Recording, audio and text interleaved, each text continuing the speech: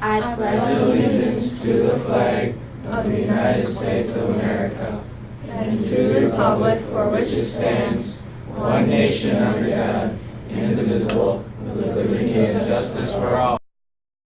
Good morning, Tigers. I'm Hans. And she is Hans, and I am Kyle. Today is Friday, May 16th. Happy birthday to Jesse Olsen, Ryan, Rosalita DeFord, Brock Sikowski, Jenna Briggs, Shayla Dawson, and Hannah Shanky. 60 years ago tomorrow, the Supreme Court handed down its unanimous decision in the Brown v. Board of Education case. On that day, May 17, 1954, all the state laws that once established separate schools for black and white students were declared unconstitutional. Separate was not equal. It was a major victory in the movement for civil rights. Well, it took years of protests and many court orders. By the 1970s, schools in the South, which had been the most segregated in the country, were the most integrated. Integration is still a hot topic. Since 2000, hundreds of school districts have been released from court-enforced integration. Many people are concerned that years of work integrating schools is being undone. Last week, some of our Writing 1 and 2 students responded to a call from PBS NewsHour. We were asked this: should integration be a national goal? This is what they said. Roll the tape.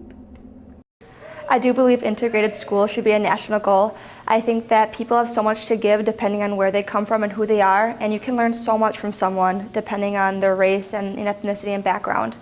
I also think that the real world is integrated, so you're just setting a student up for failure, because when they go out in the real world, they're not going to be able to work with their coworkers as well as they would be able to if they had prior experience on how to deal with those kind of issues that we are creating in our schools. Also, our nation was built on diversity, so why wouldn't our schools be diverse? I believe that integrated schools should not be a national goal as it stands right now. I believe that though I am of a mixed race and I'm in a predominantly white town, I believe that the quality of my education should come before the diversity of my students.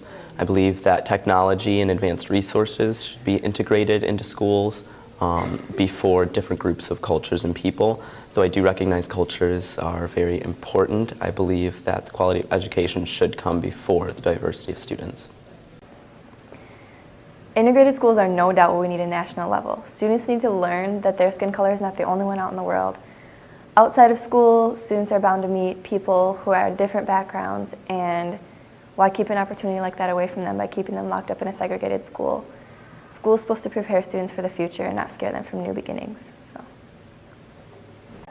Integration should be a goal for every school in America because it allows students to be exposed to the diversity that they'll experience in the real world and gives them a chance to really connect with different people while they're in high school. Because if you aren't exposed to this diversity and you don't know how to respond to people, you can get a lot of misunderstandings that you wouldn't get otherwise. Like, for example, say you're meeting someone of a different race for the first time and you say something that is considered not just politically incorrect, but in fact just flat out offensive. You can ruin a relationship with that person and remove opportunities you'd have later in life. It's a tough subject, but one worth discussing. Definitely. Thank you very much, Hannah Hodge, and the rest of Writing Crew. We've got a reminder to Miss Simpson's sociology class. Guest speaker, Dr. Ryan McKelly, will be presenting during third block on Monday. Please make necessary arrangements with your teachers for anything that you will miss. Remember to eat first lunch. Attention all you Lady Tigers interested in playing tennis this fall. There will be an informational meeting on Wednesday, May 21st during Focus. Meet in Coach Johnson's room right at 2:30 to head over to the middle school to pick up some new recruits. And that's about it.